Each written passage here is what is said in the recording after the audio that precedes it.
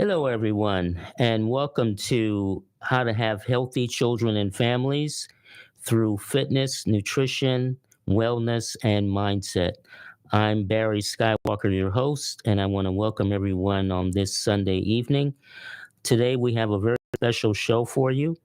We have an excellent guest, Stacy Goranczyk, a clinical nutritionist who's going to be talking about diabetes, what it is, and how to prevent it.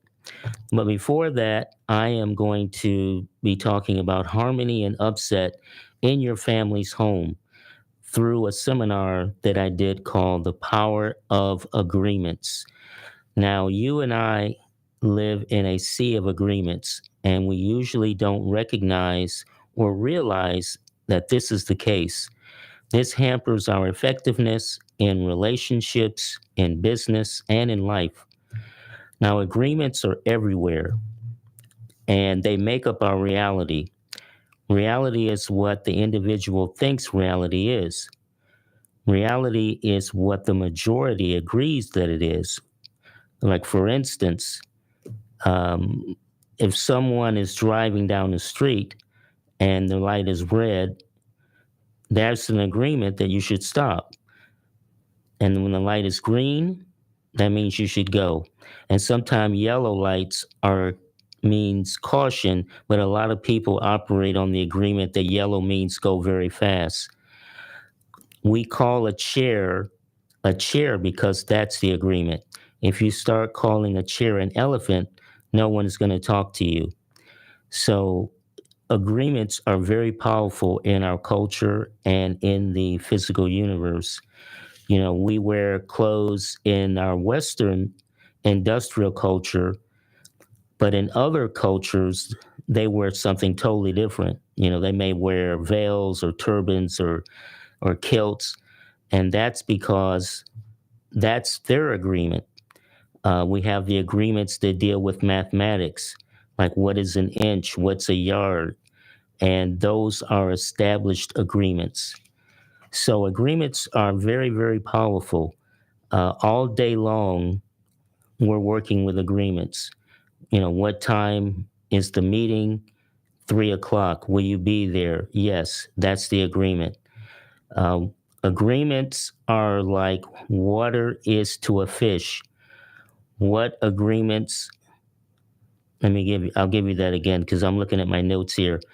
Water is to a fish what agreements are to a human being.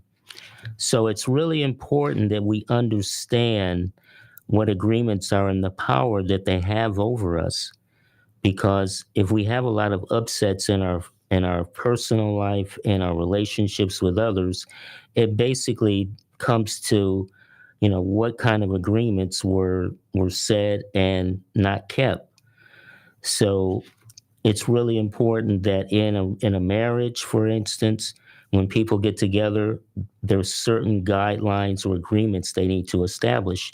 And a lot of times they don't do that. So they get together and they don't know what type of relationship they're going to have. And there's no foundation created whatsoever. And as a result of that opens the door to a lot of different situations that can occur from that. Now, the bottom line is we are either in sync, in harmony, or we are upset because, you know, we're not keeping our agreements. And the name of the game, well, it's like this. If we had a game going in which each player set his or her own rules, there would not be a game. There would only be arguments and conflict.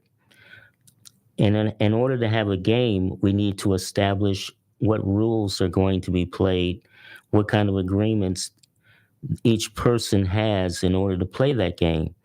If it's just willy-nilly, it's definitely not going to work. So it's really important that we have some agreements established, because through that we can have harmony, and without agreements we will have upsets, and we don't want to do that. So the thing that I want to stress upon, especially in the family situation, a lot of parents promise their children things and they don't deliver on those promises. You know, to make agreements like, we're going to go to the circus on Wednesday, and when the circus, or when the time comes to go to the circus, they say, well, we're going to do something else, we're not going. And that affects the integrity of the parents. If you make an agreement, you definitely need to keep that agreement, whether it's with your children, your spouse, your friends. It's crucial that when you say you're going to do something, that you do it. Um, One of the things that we found out was that we determine if we can trust someone by how well they keep their agreements with us. So if you don't trust someone, it means they didn't keep their agreement.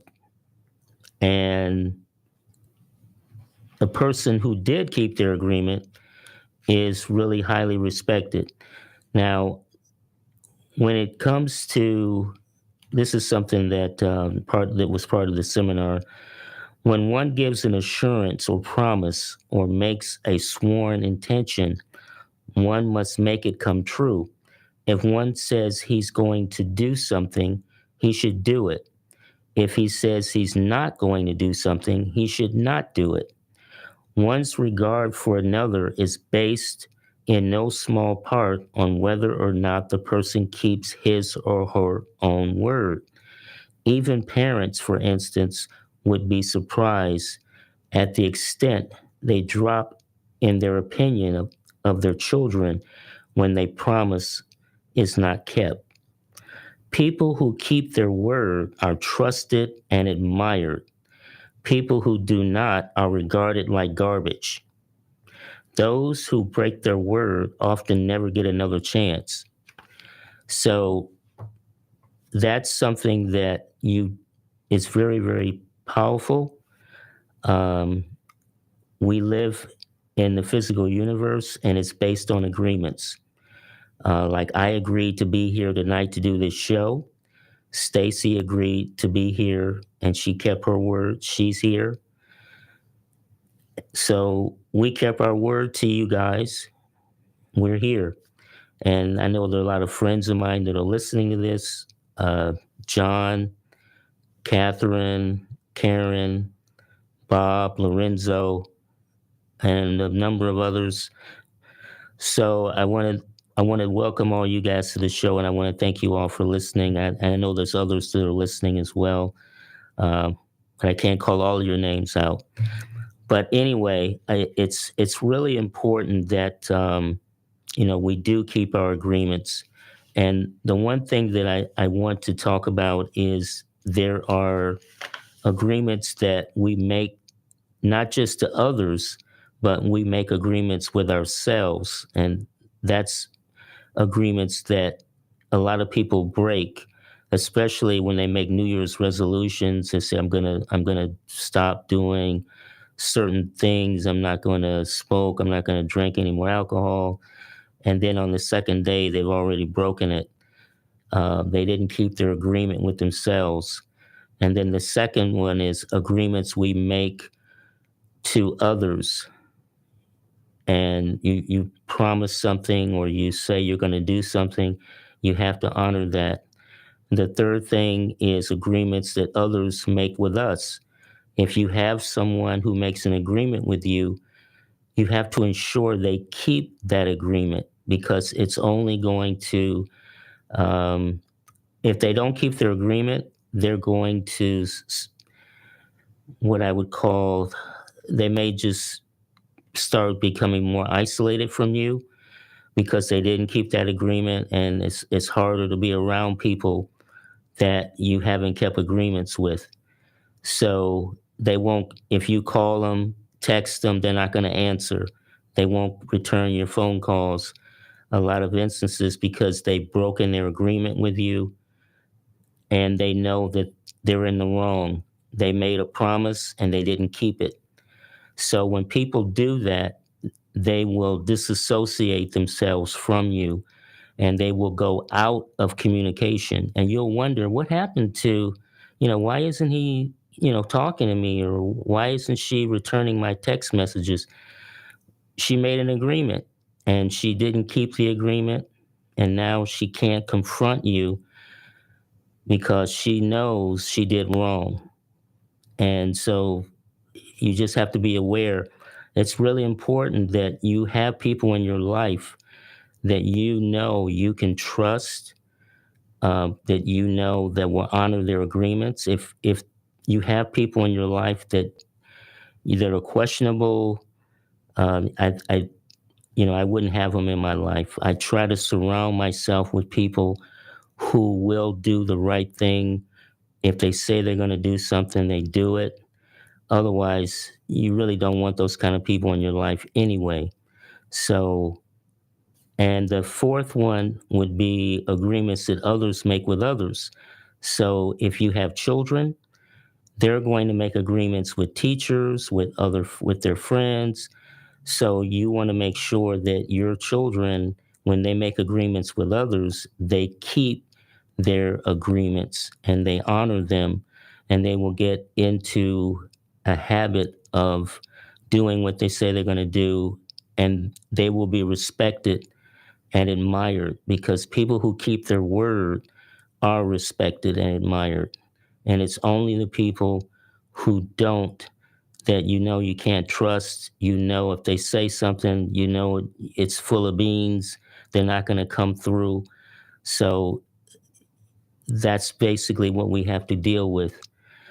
So anyway, this was just an abbreviated version. The name of the seminar we do is called The Power of Agreements.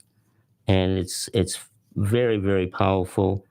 And if you want to know more about that, I can give you some more information. You can call the office at 1-800-690-8867. Again, that's 1-800-690-8867. That is the number for Organic Fit Kids, which is our company. OrganicFitKids.com is the website.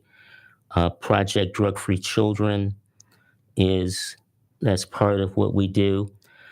And if you have questions here, is anyone out there listening? You can call in at 727-441-3000. That's 727-441-3000. And I'd be happy to take your calls, answer any questions you have. And if you have any questions when Stacy's on, feel free to call in again, 727-441-3000. So with that said, I'm going to bring on my special guest, Stacy Goranczyk. Stacy, are you there? I am, Barry. Thank you for that. Good. How did you like that Power of Agreements? I love it, and I'm gonna have a little segue here and just remind everybody that the agreement is with our body that we take care of it. So it's up to us, and I'm going to be talking about diabetes tonight and how to better control blood sugar, but more so how to prevent diabetes. Okay, great. Well, Stacy, welcome, and I want to give you a little background information on you. Stacy is from Pennsylvania. She grew up on a farm, and she's also she was a top National Physique Committee, national level bodybuilder and wellness expert. Stacy's career is reflective of her belief in total wellness. Having grown up in a dairy farm, she was involved with physical labor and working with animals on the land and with plants. So Stacy is a strong advocate for healing power of learning with the healing power of food as well. I didn't know this till now. She's also a classically trained ballet dancer and an elite athlete. Stacy has been a lifelong practitioner of what she preaches to clients, and she also had Kobe Bryant as one of her clients. Um, she knows that good health starts inside of us and works its way out. She has her education and life experience. She's a graduate, continuing her education, or she's now. I think you're done with it with school now, right, Stacy? Oh, I'm always learning. Okay. But yeah, I'm always learning. I'm a licensed clinical nutritionist, so I have 2 bachelor's degrees and 1 master's degree, and I'm currently in continuing education at Johns Hopkins University. Right, and you went to Villanova as well. Yeah. So that's great. So welcome again to the show. Thank you. Thanks, And Barry. I'm really looking forward to asking you some questions. Sure. So how long have you been a clinical nutritionist? Well, I'm old, so over 30 years.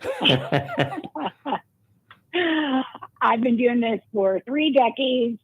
I've worked with all types of people, but the last couple of years, truly since the pandemic, the epidemic of diabetes is getting worse. And so this is a big part of my work now, is working with people who are newly diagnosed with diabetes, as well as dealing with diabetes within their family unit. Mm-hmm.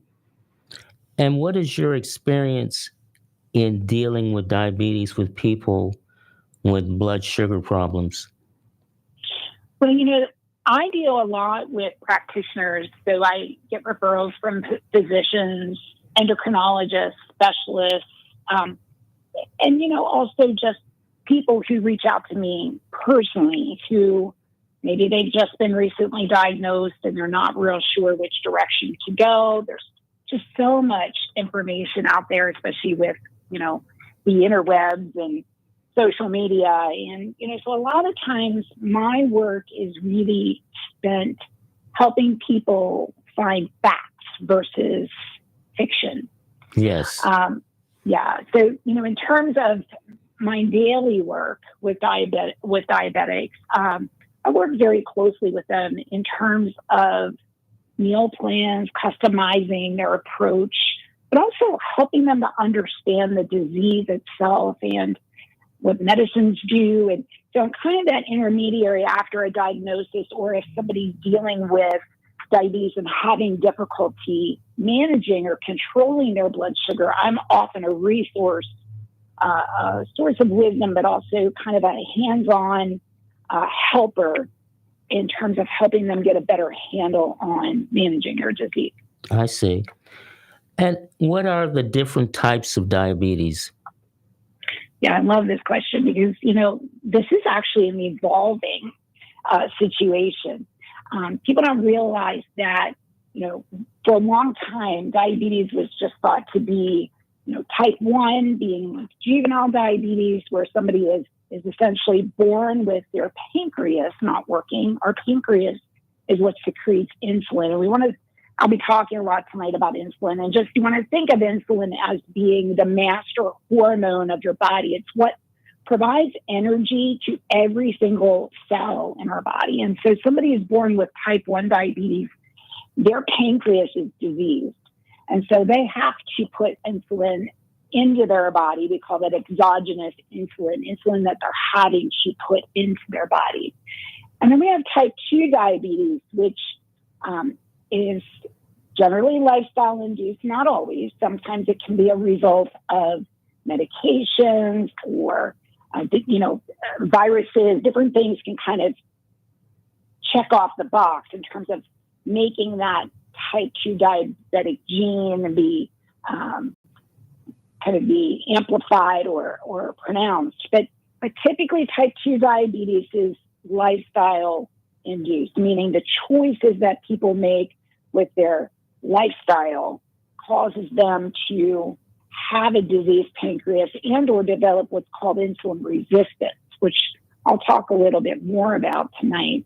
And then we have gestational diabetes, which is when a woman is pregnant and she develops diabetes during her pregnancy, and it can actually be fatal to both the mother and the child. And gestational diabetes is generally diagnosed around 24 weeks, though the symptoms are generally apparent well before that. And interestingly enough, there is kind of a whole new understanding of potentially what we call a type 3 diabetes, which is a diabetes of the brain. And what we're learning now about ultimately what will likely be diagnosed as type 3 diabetes is there's a very strong predisposition toward elevated blood sugar in people who develop dementia, Parkinson's, as well as Alzheimer's. And so the cognitive aspect of diabetes, which is a very interesting area of research, we're gathering that data, and doctors are a little bit on the fence whether they want to call it type 3 yet, but I think ultimately that's where we're going. So there are many types of diabetes, but inevitably this is a chronic condition where ultimately the body is not producing enough insulin, or it can't effectively use the amount of insulin it's actually producing. I see. Okay. And what is the difference between insulin resistance and diabetes? Right. So, insulin resistance is kind of a buzzword right now. You talk about like the diet industry or the nutrition industry itself, also weight management industry. Insulin resistance is a really popular term, and I think often it's not well explained to people who are told that they're insulin resistant. So insulin resistance is also known as syndrome X, or what's called metabolic disorder. And it's essentially what occurs in that pre-diabetic phase for most people who are type 2 diabetic, meaning we see evidence that their body is simply not perceiving the insulin that's being secreted.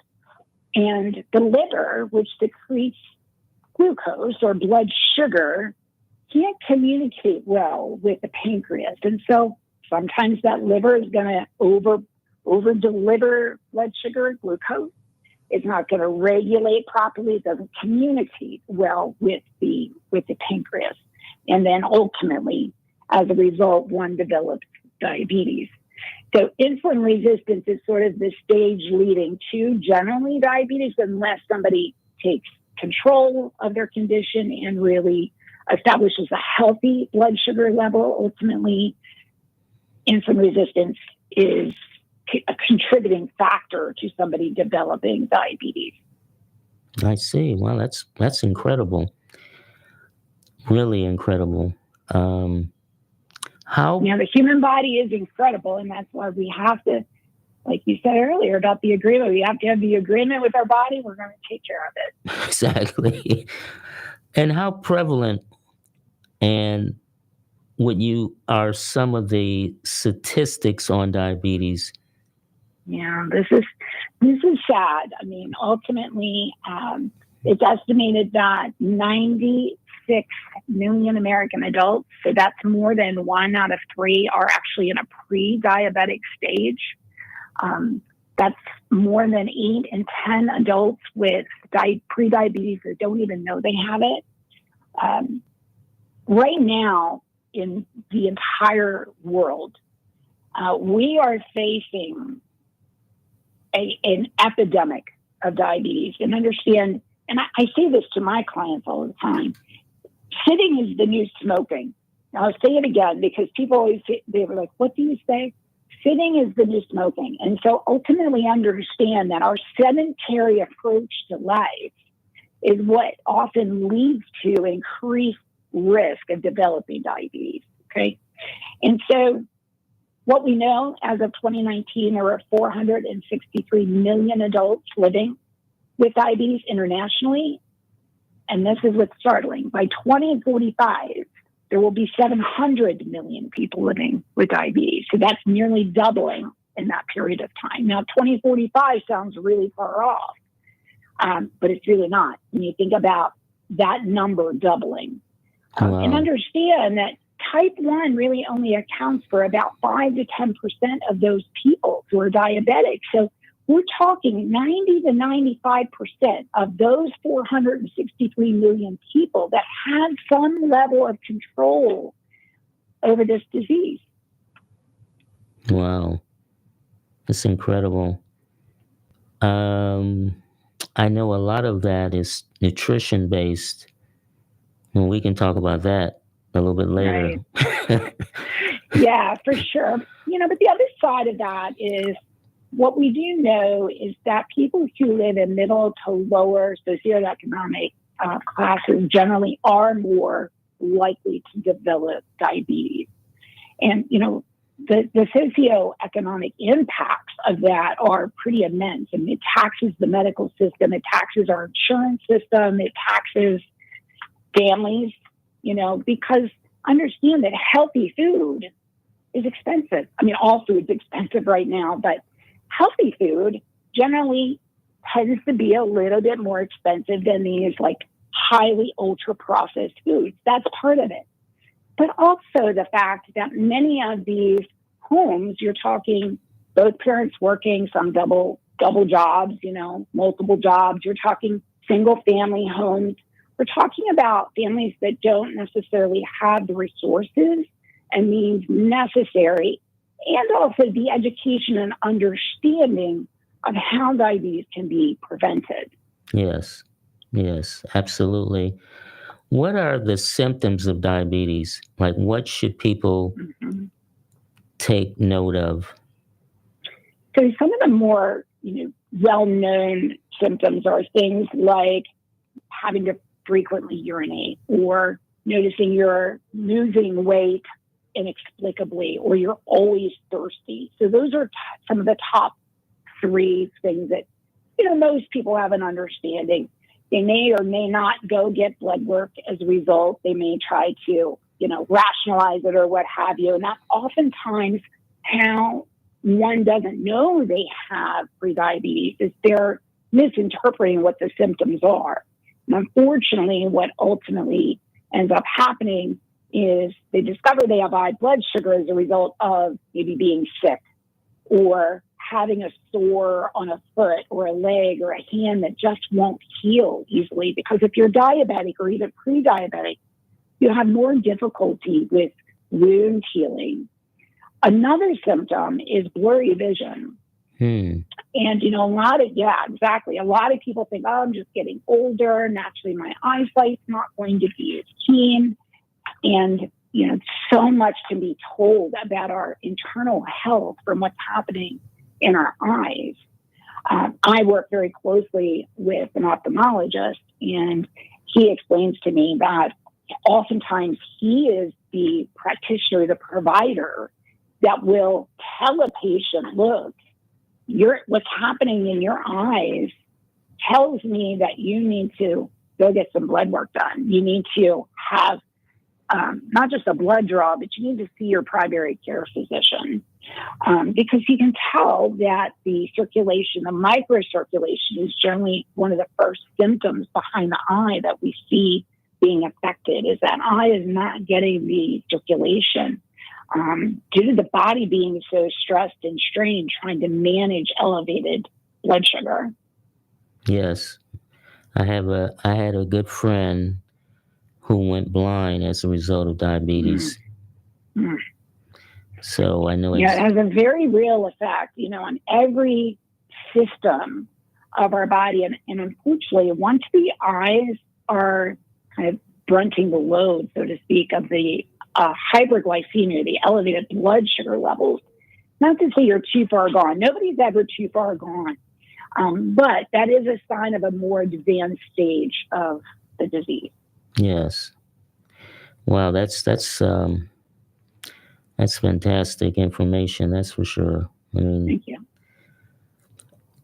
One of the things that I did want to ask you about diabetes. I know you talked about the symptoms of it, and if someone has 2 or more of these symptoms, they should right away get their blood work done and see a physician. Right. And more so than just some basic blood work. We want to go one step further. And, a big part of my work is advocating for and empowering people to be educated about their visits with their doctor. We look to our doctors as sort of we hope them to be the expert of our health, but with our medical system so taxed and doctors, quickly moving people through these encounters, you go in for a doctor's visit anymore. In my experience, you're lucky if a doctor puts a stethoscope on you. It's not like the old days where you had like a quote unquote physical. So part of what I do is I empower and advocate patients to ask for certain things. And it's great to have a fasting blood sugar done, and that's a standard, but we want to take that one step further, because what we know and how we can determine if somebody is truly diabetic is something called an hemoglobin A1C. And this is a standard number. Basically, it's, the way doctors explain it in layman's terms, they call it the average blood sugar over a period of 3 months, but it's actually quite a bit more than that. Mm-hmm. And I don't want to get too in depth, but I'll just kind of give the basics.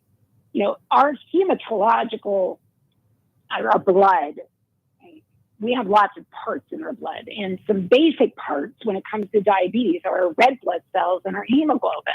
Okay, so understand our red blood cells oxygenate our body, right? Hemoglobin carries nutrients and works in coordination with our red blood cells to do their job. And the hemoglobin and the red blood cell is not supposed to be super sticky. They're not supposed to stick together greater than 5.6% of the time. Okay? I'm making this very basic. So if a medical professional is listening, bear with me, because I like to break it down for people very simply, and I like to give them a visual. So just picture the hemoglobin and the red blood cells in your blood. So understand that if they stick together more than 5.6% of the time, that means the blood sugar has been elevated for a period of time, because those two little items are not supposed to be super sticky. So greater than 5.6% of the time, up to 6.5% is considered pre-diabetic. So if somebody comes back and like, my A1C is up a little bit, even if they don't have necessarily a high blood sugar, we look at that A1C as kind of the window to what's really happening in the body. And greater than 6.5% of the time, somebody is fully into diabetes. Interesting. Wow. How is diabetes managed? So, this is variable, person to person, because understand that the stages of diabetes warrant how we manage diabetes. So, the first line of defense, hopefully, is when somebody's diagnosed early on in the disease. And so how we manage that person's glucose is very different than somebody perhaps who is type 1 and has to take exogenous insulin. In that case, they might be wearing an insulin pump that actually pumps the insulin into their body. It kind of works like it does. It works exactly like a pancreas that you wear. And that really changed the game for type 1 diabetics. And that's an amazing source of technology. Whereas somebody who is type 2 and needing more advanced care is not just about lifestyle. They need medication, and oftentimes they need multiple medications because, as I said, most people go undiagnosed for a period of time. So when they present, they may be in those more advanced stages of diabetes, so we need combination therapies. Popularity of drugs right now, a lot of people know about Ozempic and what's called GLP-1 receptor agonists These are popular drugs right now because people are using them. Doctors are prescribing them for weight loss. That is a diabetic medication. So, I have, that's a whole nother radio show, Barry, to be honest. That's a whole nother thing. But that is one way that diabetes is controlled, is through an injectable medication. There are all kinds of drugs that are used right now for diabetics, oral medications. And unfortunately, some folks are so far diseased with their diabetes that they too, even though they're type 2 diabetic, may need exogenous insulin that they give themselves. And so when we're talking about where somebody is on the spectrum of diabetes, that would then define how we, quote, manage or control diabetes. Mm-hmm. Now, I know you mentioned those medications. Right. And are there any other ways that a person can control their blood sugar better? Absolutely. This is where hopefully our listeners are taking notes. So I'm going to give some what I call hacks and things that a lot of people don't know. So understand, I'm a licensed clinical nutritionist. So I approach lifestyle change very differently than somebody who would be a registered dietitian. Okay. So I just want to put that out there and preface my knowledge is different in that I work one-on-one with people prescribing customized approaches to whatever they present to me in terms of a disease or a need, weight management, food allergies, gluten intolerance, all of that. Whereas a registered dietitian, or what's called generally a diabetic educator, is going to approach diabetes very differently than me. I'm not saying it's right or wrong. It's just very different because they follow it along the lines of government recommendations, or what's called recommended dietary allowances, yes. RDAs. And also they teach people the My Plate and carb counting approach. I'm not saying it's wrong. It's just not how I approach diabetes or any disease for that matter. So the hacks that I like to give are hacks that would be appropriate even for somebody with simply insulin resistance. So a woman, for example, who has PCOS or hormonal imbalance, or even a person who's having difficulty losing weight. So my tips are pertinent for those populations as well. And one big tip that I give people is that we want to make sure we're eating every few hours, that we're not going very long periods of time. For example, we don't want to go longer than about 3.5 to 4 hours without food. Because what that does, especially in a diabetic's body, but even in somebody who's just trying to lose weight or feel better and get healthier, it sets up sort of this hibernation state in the body where our body needs fuel, right? It relies on us. The agreement is that we're going to feed it properly. And if we're going these long periods of time without giving it fuel, what it does is it perceives that you're hibernating. I mean, at the end of the day, we're mammals, okay? And so our body is expecting us to put fuel in. So it's really important that every 3 to 4 hours we're eating some protein, lean protein. Could be a low-fat dairy product like cheese or a high-protein yogurt, or it could be meat, fish. And we want to combine that generally with some sort of high-fiber food because here's another hack. Fiber heals the body. Whether you're diabetic or not, the benefits of fiber are immense. Fiber fills our body. Fiber tells our brain we're full. Fiber slows down digestion, and that is really critical for somebody who's diabetic because the slower they digest their food, the more likely their body, their pancreas is to communicate with that liver and signal properly. And so eating every few hours is really critical. High fiber foods really critical.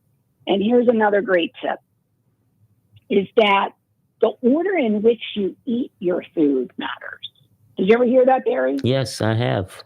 Okay. And what we want to do is sit down to a meal, and it's not just for diabetics, anybody, who's trying to feel better and have good energy and just be vibrant and be a vital human being. We want to eat our protein first. So you want that lean protein first, sequentially in the meal. then the veggies and the fiber, and then the starchy carbohydrates. And notice I didn't say anything about sugar because, to be honest, sugar is not a diabetic friend. I mean, understand everything we eat, diabetic or not, turns to glucose. A lot of people don't realize that even protein turns to glucose. That's how our body uses food as fuel. It's processed. You go back to 10th grade biology with the Krebs cycle and ATP and all this stuff. And ultimately, all food turns to glucose so our body can use it. So the order in which we eat is really important. Protein first, veggies and fiber second, and then we focus on carbohydrates. If you're eating a carbohydrate with a meal, for example, a clean carbohydrate would be maybe some brown rice or a small amount of sweet potato. You know, I tell people, and especially diabetics, we want to eat close to the earth. We want to eat foods from the earth. It's not that fruit is bad. Vegetables aren't bad. White potatoes aren't bad. I don't like that whole like good, bad food thing because really it comes down to balancing and eating in a way that's portion controlled for our activity level, but also appropriate for where we are in the disease spectrum if we're dealing with a chronic disease like diabetes. Wow. So you say protein first. Protein first. Then we have those veggies and fibrous veggies second. Mm-hmm. And then ultimately the carbohydrate in the meal would be last. And the reason is we go back to that slower point of digestion. We put the protein in and we put the fiber in the veggies, and then ultimately the quickest to digest we put in last. So our body is already busy starting to digest the protein and the fiber. Wow, that's incredible. Yeah, a couple other tips I have, Barry, would be, unrelated to food, would be things like increasing activity. I mean, like I said earlier, sitting is the new smoking. So making sure, 10,000 steps a day is great. But if you're only walking 2,000, shoot for 4,000, shoot for 6,000. You want to build up your activity. And I tell people it doesn't need to be all at one time. A lot of people who are diabetic have issues with their feet or their joints, or they're going from, doing not a lot to being expected to do more. And you want to build that activity up over time. You don't want to do that overnight. You want to build up your endurance and build up your activity. The other thing would be eliminating toxins in your environment. A lot of people don't understand that it's not just what they eat, it's the things they put on their skin. It's the candles they burn that are full of petroleum and toxins. It's the laundry detergent they use. It's the toothpaste. It's all the things that are highly toxic. And, more and more people are understanding that it's not just about food and activity, that these things that we put on our body to make things fragrant and smell good, a lot of times they disrupt our endocrine system. And our pancreas is a big part our endocrine system because remember, it's pumping out that master hormone for us. Wow, that I know. I was just having a conversation with someone about grounding and with cell phones and Wi-Fi's and I turn off my Wi-Fi at night before I go to sleep. I don't have it on at all. Mm-hmm. I turn everything off, the cell phone, Wi-Fi, everything's off. Yeah, but that's good. Another story. That's another story, Stacey. That's a whole nother Sunday evening. That's a whole nother show. So now, what are some ways families can do better with preventing blood sugar concerns that could lead to diabetes? Right. I think, what's really important for parents to remember is that ultimately they're in the driver's seat when it comes to what they're feeding their children. I work with so many families and they'll say to me, especially if a parent is diagnosed or even we're seeing an epidemic in teenagers now with diabetes, not type 1. We're seeing the lifestyle-induced diabetes in teenagers due to the nature of their lives being so sedentary. They're just not outside playing. They're not doing all the activities and the things. And certainly the pandemic contributed greatly to that. So I just remind parents that ultimately it's up to them what they're buying in the store. It's really important that parents feel empowered and can educate themselves. A great resource is the American Diabetes Association. A parent can go on there, an adult can go on there, a kid can go on there. And there are all kinds of resources there that families can use in terms of maybe food logging. That's a fun activity for a family, is to kind of keep some food journals and just be more aware of what they're eating. Making sure their plates are colorful. I tell people all the time, look at your plate. That plate should have 3 or more colors. Eat the rainbow. And again, we're eating close to the earth. And that's, if you have younger children, that's kind of a fun little project to do, or a fun little game to play. It's who has the most colorful plate at dinner or at lunch, Mm-hmm. I think also, meal planning as a family, and a lot of people kind of roll their eyes at me, and they're like, well, we're going 1,000 different directions, and us even sitting down to a meal is rare. And that's a problem, because we know that people who sit down and eat and actually turn off the noise, turn off the TVs, the computers, don't sit with the cell phones, ultimately their health outcomes are much better. It's because they're intuitively eating and they're eating mindfully. Yes. They're actually sitting and enjoying and eating their food. And so putting some preparation time, putting some planning into meals is a really important way for families to kind of monitor and form healthier habits with their food. And, finally, I think another important thing is understanding that rewarding children with food kind of sets them up for later life problems. I think this is a really common problem, a pitfall for parents of generations. I mean, even in my generation, and I'm in my 50s. I mean, food was, dessert after dinner, or have some soda. That was like a special treat. And I think it's really important that as parents, I'm a parent, and I've tried to be very mindful of this with my sons, that I don't use food as reward. I also don't use it as a punishment either. So I think it's really important that we just create a healthy relationship with food, which ultimately kids can carry on for the rest of their lives. Absolutely. The thing about it is what you mentioned about, food, and parents don't have, we have in the seminar we have, which is how to raise drug-free children. Mm-hmm. I talk about when children are very young, you have the opportunity to be the influencer, because if you don't, when they get older, someone else is going to influence them. Mm-hmm. And it could be in a very negative way. So the younger they are, you can start them early with just eating vegetables, eating very healthy, eating organically, and they will not crave sugar because they've never had it. Right. They've never had Coca-Cola. They've never had ice cream. They only know good food. Mm-hmm. And so when a child grows up that way, they don't crave McDonald's. They don't crave Burger King. They don't crave any of that fast food, McNuggets, pizza, because they've never had it. Right. And so you can't crave something that you've never had.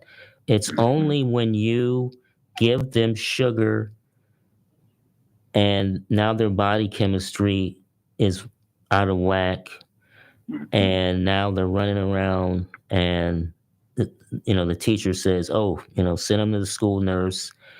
Now they get diagnosed ADHD, ADD, when actually it's a dietary thing. Mm-hmm. So I always tell parents, the earlier you start, the better. Do not give them sugar. Do not give them ice cream, any of that. Give them vegetables, fruit, not all fruit, just certain fruits. Everything should be organic. This is just me. Yeah, plant-based. I'm with you. Or plant-based.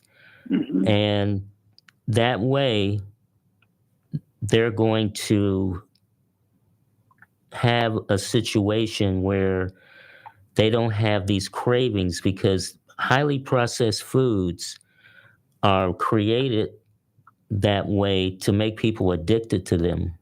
Mm-hmm. And so if you don't give them that, they're not going to crave it because they've never had it. Anyway, going back to you, what do Yeah. you hope people take away from this discussion this evening? Well, my hope would be that they have a better awareness of what diabetes really is, looking to themselves in terms of maybe asking themselves, when was the last time I had blood work done?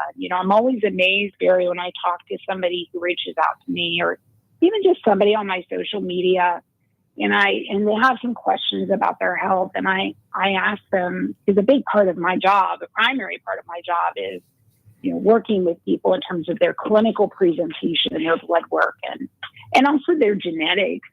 And I'll ask people about their blood work and they'll just kind of, give me a blank stare if we're, in person or on Zoom and they'll throw their hands up and like, I haven't had that. And that really fell off. Well visits and kind of routine blood work and those types of things really fell off during the pandemic, right? Because we were in crisis mode. We were in, sick care. And our medical system is still in sick care. Yes. Not in well care. So I think encouraging people and making them aware that it's really important every year, especially if there's a strong genetic predisposition toward type 2 diabetes, that they're getting their blood work done every year. They're getting their A1C checked.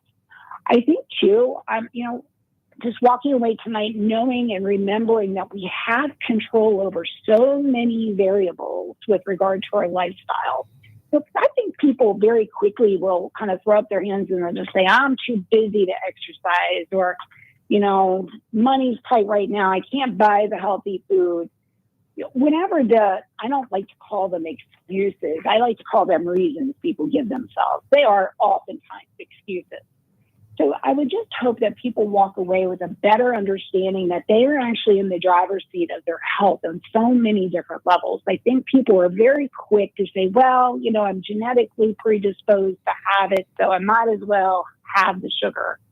That's just not a real responsible way to deal with our health. And I think the other thing I want people to walk away with tonight is understanding that if you are a caretaker of somebody who's diabetic, or you have somebody in your family who's diabetic, is encouraging them to educate themselves. I think a lot of times people don't take the time, they do too much Google diving. They go down the rabbit hole and try bad diets or, things that don't really work. They bought into kind of marketing or the latest infomercial. So I think it's really important that people do the education, understand exactly what works, what doesn't, and get in touch with their health. That's great, Stacey. Tell the audience how they can get a hold of you, your website. Sure. Yeah, so the easiest way to reach me is on my website, which is Get Fit with Stacey G, and that's Stacey without an E. So that's getfitwithstaceyg.com. And they can just go right to that website. It's pretty no nonsense. They can read about my background, but more so they can just fill out an inquiry. And here's the beauty of this. I'm a private practice practitioner, so I actually see them. I don't have a big staff of people that read through. That goes directly to me. So I see all the inquiries that come through. Even if it's just some simple questions, people can go to the website and just, complete the inquiry form, and that comes directly to me, and then I can answer their question or reach back to them. Okay, that's great. Well, Stacey, I've really enjoyed having you on the show. I'm definitely going to bring you back because, there's other things, other topics we want to get into. So that's our show for this evening, ladies and gentlemen. Thank you for joining me. I'm Barry Skywalker, your host, and I want to thank Stacey for coming. Thank you. And this has been How to Have Healthy Children and Families show with nutrition, fitness, wellness, and mindset. I'll see you next Sunday. Everyone have a wonderful evening.